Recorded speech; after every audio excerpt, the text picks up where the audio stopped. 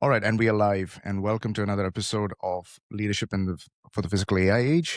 And I am so privileged to have Nick who's returning and Daniel Dangoor, who is going to be the chair for our Treasury. And Dan's an amazing friend, and he's got an amazing experience in the investment world. And interestingly, he spent a lot of time thinking about physical AI. I don't think a lot of investors have done that. But Dan, maybe just tell the audience a little bit more about yourself and tell us about physical AI and where that's going, if that's a thing, really, right? Sure.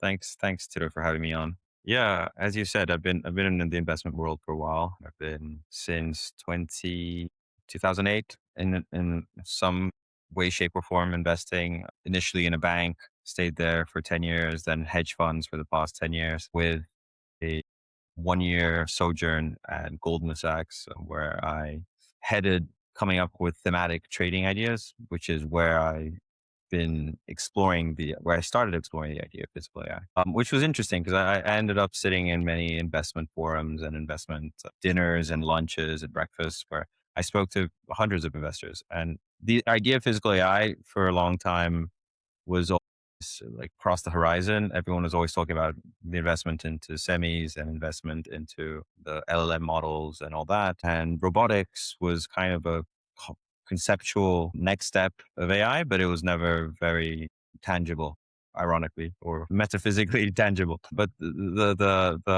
what was interesting is whenever banks or analysts or some type of investors started treading water on talking about physical AI, they always went into either self-driving cars or robotics, and the whole robotics Olympics in China and all that, brought it on stage, and we saw what robots can do. But that concept of physical AI is very narrow, very specific, and very different to the way I saw that the world would have to go if physical AI is going to be a thing. And we heard recently, Jensen, I think, at the beginning of the year, he mentioned, I think it was January this year, he mentioned the chat GPT moment of physical AI is around the corner. And right after that, NVIDIA showed their new chip, which I forget which is the denomination right now, but the one which was specific for physical AI. I don't know if you remember this. Specifically, they came up with a chip for physical AI. And We don't want to trademark it. Yeah, we don't want to. So once we close the Nvidia deal, we'll promote it. fine. Okay. I'll keep it in my chest. It's But one of the Nvidia chips. Yeah. the basically, I mean, from before that, I was looking into physical AI, and I noticed that what was, I mean, with developing AI as a whole, what we've been using specifically for the LLMs has been all the text information that we have, both from historical texts that we have from humanity, everything that's ever been written and preserved, and also everything on social media and everything that's being written right now. And basically what we did is we trained all these LLMs on the maximum amount of information possible. And there's been a few neuroscientists who are involved with AI, which have made the analysis of, how many data points do I have to train an AI LLM, and how many data points does a baby need to develop, right? And by the age of 4, a baby has had multiples of data points more than an LLM has been trained on. Basically saying that as smart as you can make an LLM, it's limited by the amount of data points that it has to be trained on. So we can reconfigure the architecture, we can reconfigure the language, but it's only smart to a certain point because it's limited by the number of data sets that it has. And why does a baby have more data sets? Has it read more than the LLMs? No, it hasn't read more than the LLMs, but it's got exponentially more input into its brain by feeling out the world, by seeing things, by hearing things, by talking back, by interacting physically in the world. We have our skin as touch sensors, we have heat sensors, we have all these other sensors which help develop our brain. And so from there I extrapolated and I said, okay, so the next step for AI is to actually feel out the real world. This is brilliant. Yeah. So to do that, you need sensors to feel it out, to feel out the real world. One of the examples is Shell, if I'm not mistaken. I think I can mention Shell. Shell, Yeah. Right. on one of their oil rigs, they put sensors to feel out the heat, the pressure, etc., so that they could optimize other rigs. So how to make production and extraction, etc., optimal. So first they had to feel out one of the rigs so that they could understand what was going on. And then step 2 is optimizing using AI to figure out how to make the other oil That's rigs where work. that's where So, half of the trifecta team comes from. well, there you That go. project. So yeah, And that's kind of where we met when we started talking. It was basically, this is what I was exploring. And then you came to me, this is the ideas that I'm coming up with. I'm like, oh, great, because it's exactly what I think is the next step of AI. So, yeah, and interestingly, very few people see that, right? agreed. So because we are a little bit ahead of our time, and physical AI is not really the thing that everyone's talking about, but key people are talking about it. Investments flowing that way. We understand the need for data. There's only so much a language model can do in the real world, in the real economy. I'll sort of pass the topic on to both of you in terms of why is physical AI relevant today, right? Is this a conversation we need to be having 2 years in the future, or is this a conversation we need to have right now? I'd love to hear your perspective, since both of you have done so much work in the physical AI space, both from you, Dan, from an investment perspective, and Nick, from helping start up physical AI companies. I'm keen to hear both your thoughts. Well, to start with the argument is, I think language can only go so far. And like, yes, we see AI right now on these incredible chatbots. And yeah, I'm, amazed what Claude can do every day, but still it's using language. And I've talked to various neuroscientists, even in my field of coming from like theology and philosophy. And like, if you're only using language, you can only go so far. And even those fields say like, yeah, there's always going to be, even it comes down to semantics. And so that's why I say, like, for AI to take off, it can't just be limited to a human language. Yeah. Yeah, I mean that's kind of exactly the same avenue I was going down with what I've been seeing. Basically, there's a limitation. There's a ceiling to how much we can do with just language. But then the next step, from what I see, is one, using sensors to feel out, and then two, using those same sensors to actually apply them. So one is the intake of information, and the next one is the actual action taken on top of the data that one has done. And then that comes into every single industry that one can think of, even if it doesn't mean removing humans. So that's the thing. Physical AI doesn't necessarily mean removing humans. Robotics kind of means that. But robotics is, as I said, just one sliver of it. You can just optimize how humans should do things and, actually measure what is going on in the physical world. So one of the applications which I find really interesting is measuring. So I'm also involved in this project in Brazil with mining, specifically with rare earth mining. And I've spoken to a few partners where it is possible to start analyzing with AI in location the amount of different rare earths in a specific land. Very different how we do things right now. Right now, we need to send it to a lab. It takes like 2 to 3 months to actually figure out what's going on there, etc. Now you can do it in location with AI. That is an application of physical AI. So to get to that point, then are you removing humans from the process? You're not.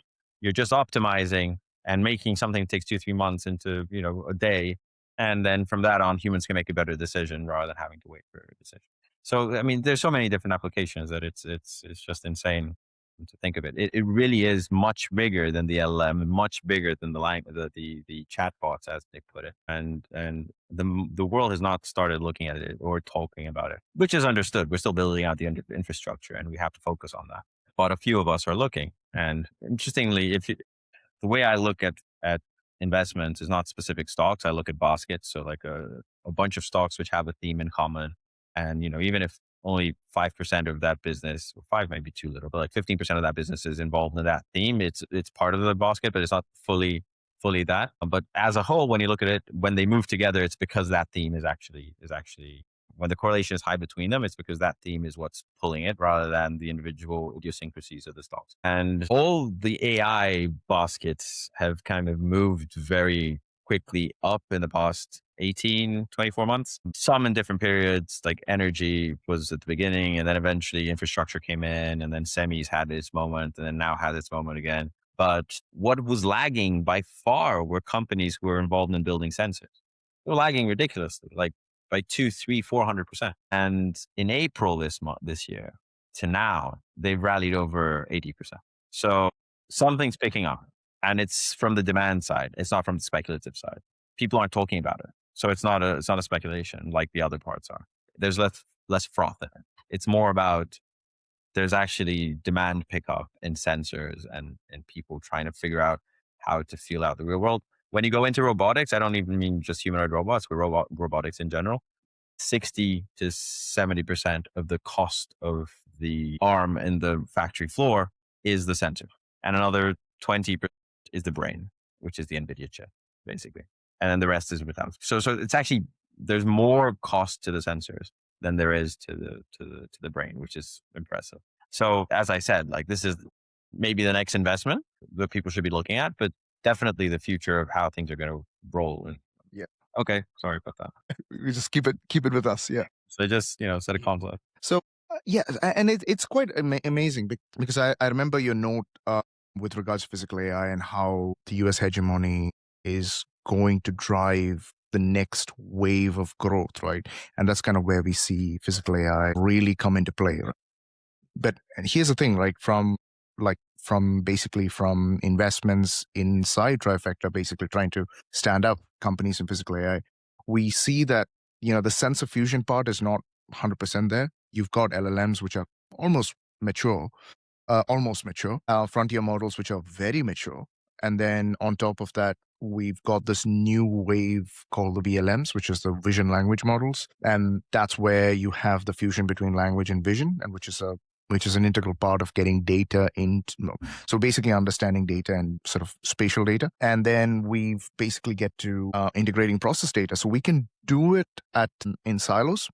We still cannot do it at scale. And doing at scale, there's some amazing work with temporal fusion transformers. So the underlying transformer model has to change to accommodate large sensor integration.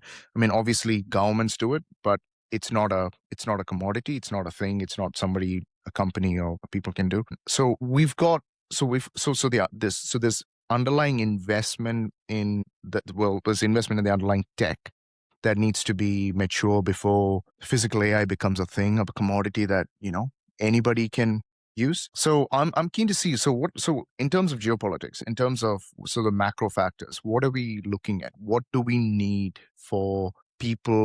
It's not just one or two companies, but it becomes a thing globally where physical AI is, and that's kind of where the revenue side comes in, right? Yeah, that's a loaded question. No, that's the word I was looking for. It's a loaded question because I will have to mention things which are, let's say, controversial, but it has to be said because it's got to do with the macro backdrop. So, like, one thing I truly believe is that the current administration in the US has reignited the imperialistic behavior of the US. I'm not saying this is good or bad. I'm just saying this is what's happening. The fact. They've said the West is ours.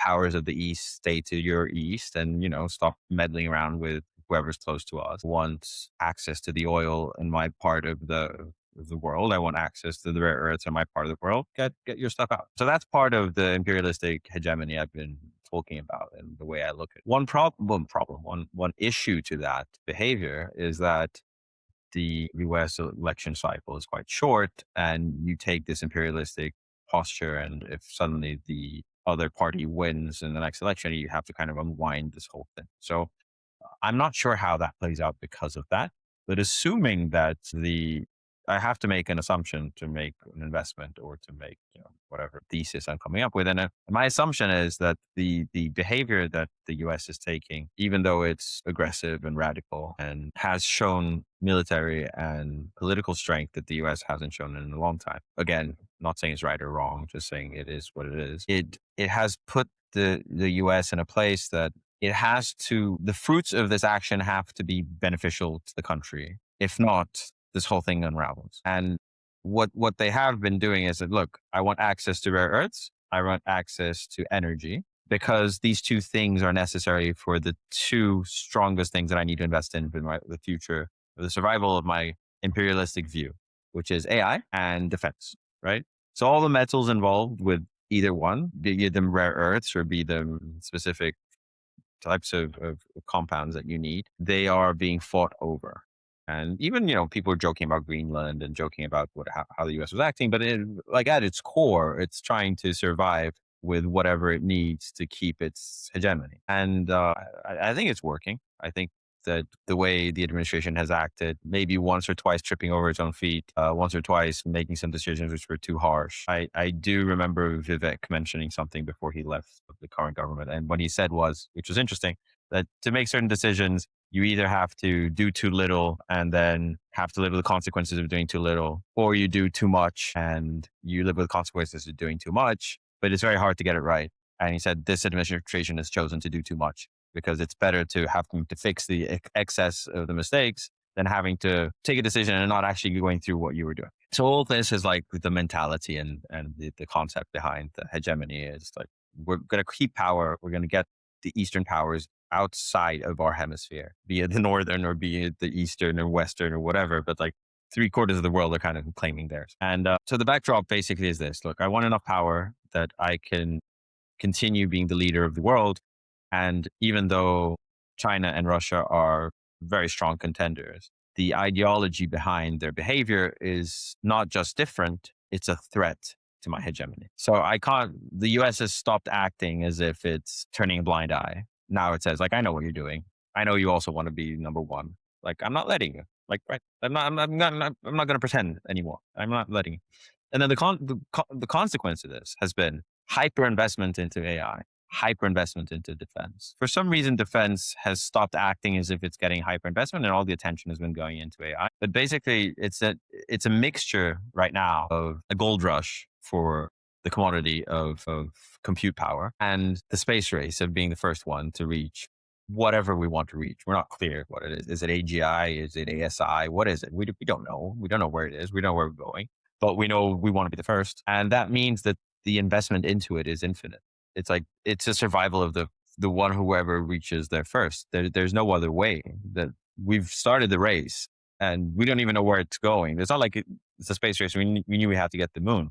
We don't know where we're going, but we know we have to be first. So it becomes unlimited investment into it, which has kind of been my thesis since the beginning of this AI gold rush. Basically, it's not going to stop until we get to hyper productivity of the world.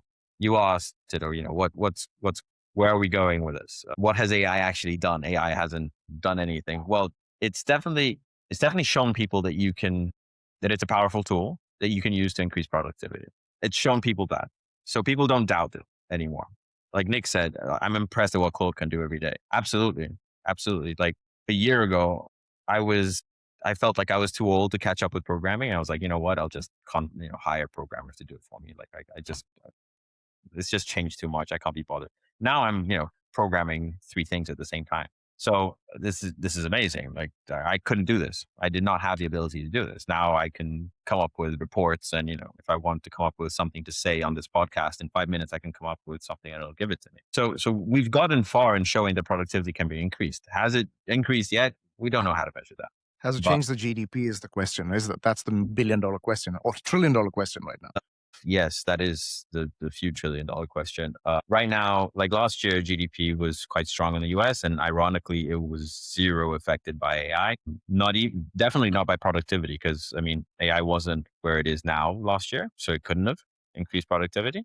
It was more of still adapting to it. Probably actually a drag on productivity in the beginning because there's a learning curve. But at the same time, actually, what was imported and what was exported from the US was kind of the same. It was net flat. So it actually didn't affect GDP, ironically. So when it does hit, and I think it will hit, it will be absolutely impressive. It will be very impressive.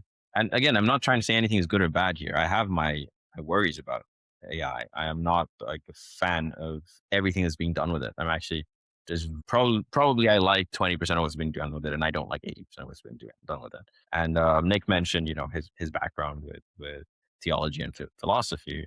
And part of my background is theology as well. And I've tried exploring with some people who are building their own LLM models. What if you train it on religious thought? Does that change the morality of the model or not? Right? Because it's a worry we have, right? But I mean, that's a different discussion. I don't think that's a discussion which involves physical AI, but it does involve the direction of where we're going with this as a species, I guess. Physical AI is AI is the foundation of physical AI. So you build physical AI, and so whatever thought process actually goes into the bottom AI is what trained on the top, right? I mean, just to interject, and Nick, I know we haven't heard from you, and we've got 5 minutes left in this episode, but I remember we were working on AI and rankings in the 2010s. And one of the things we struggled with at that time was at that moment, the conversations were different. How do we make a business case for AI and investing into AI? And looking at and sort of coming back to some of your points you mentioned earlier in terms of training kids up and teaching educational pieces that a baby learns in, say, from birth to 6 years old, that's formed the foundation of how you teach robots and robotics, and really how AI is being trained. Now, this is another problem, but I think it's outside the scope of this episode, and I would love to have you back and talk about it, the morality and the ethics of it, because the governance is going to be a huge part of what we do. I think once we get moving, we definitely need to have you guys back and talk about the governance of AI, because the origins of AI is not necessarily clean. So without going too much into detail into that particular topic. So with physical AI, again, we have an option right now to actually train it up properly. I'm keen to hear from Nick in terms of how we're going to train physical AI systems, right? It's not, so everyone thinks about physical AI as either self-driving cars or, the killer robots from Arnold Schwarzenegger coming back. So how is that different? Where do you see it? Keen to hear your thoughts. Well, and yeah, we've mentioned before, I work a lot on growth. So hiring the teams, what systems need to be put in place. And I would say there's a lot of dirty jobs out there that honestly, I can't find anyone, like even paying them, the equivalent of $200 or euros an hour, and having them go out 12 hours out in the desert to check pipes. It's like, yes, they get a good payday out of it, but do they want to do it? Like, there's a point to that.